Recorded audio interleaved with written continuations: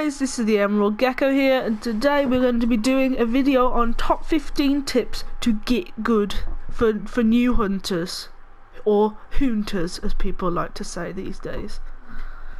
So, first tip is, as we are going there, we need to beware of the wolf. So basically, when you first start the game, there'll be a wolf here where this pile of blood is.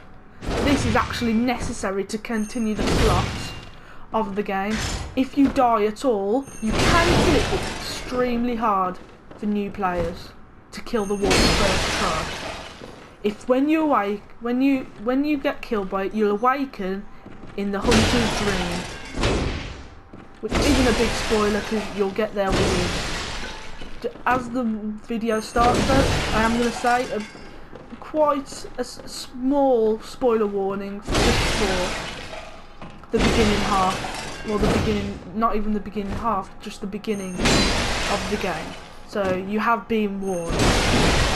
So for the second tip, it was all a dream. Now that you've been killed for the first of many times, you'll be transferred into the hunter's dream. You don't actually get transferred into the hunter's dream after the first one, but you do for the first one, and then for the second one you spawn back at the lanterns, which brings us on to number 3. The lanterns in this game, as I will do as I go to let's just say Central Yarnum. These lanterns, they're not just lights. They're not just any light. They're lanterns. They are your checkpoints. They are your bonfires out of Dark Souls. They are your typewriters. They are your you lose, and you respawn back at this checkpoint. And that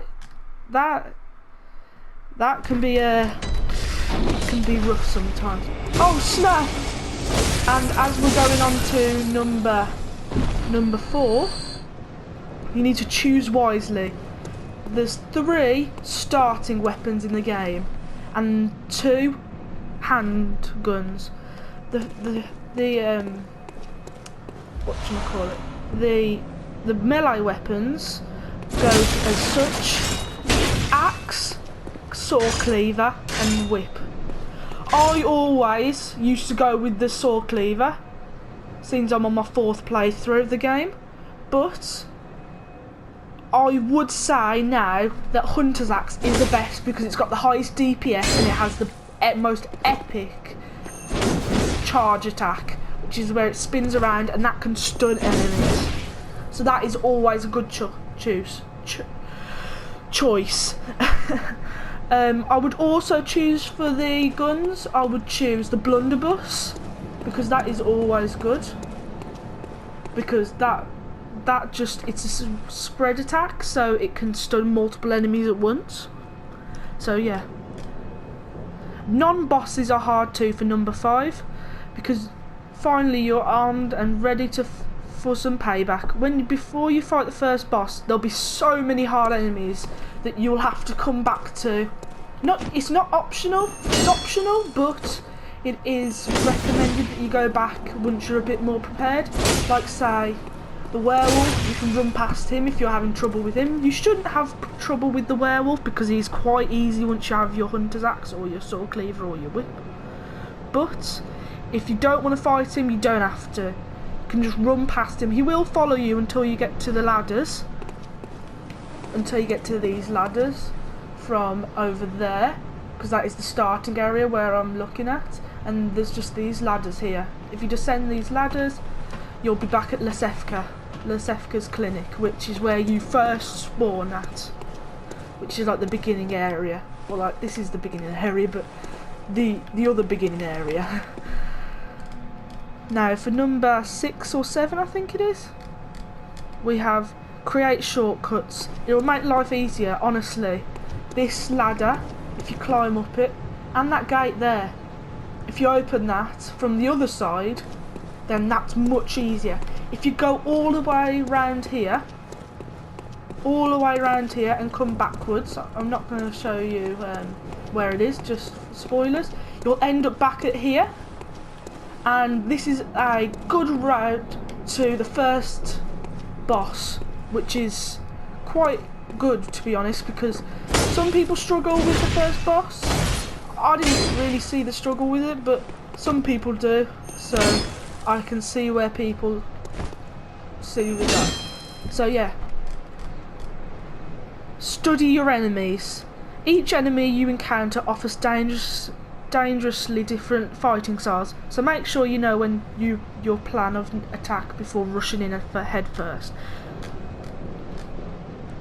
Be a transformer for number 9, I think it is. Yeah, number 9. Be a transformer. Upgrading your weapons is the key to defeating Bloodborne. Each weapon has its own transformation that gives the weapon more damage and longevity. Don't forget to repair your weapon often.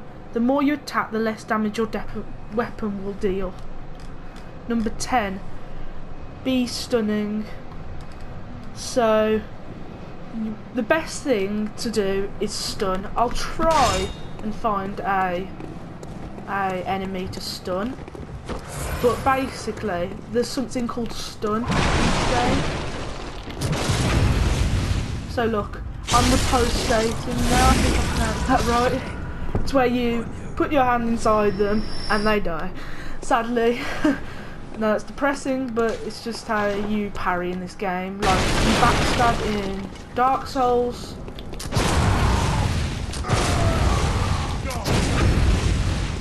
In this game, you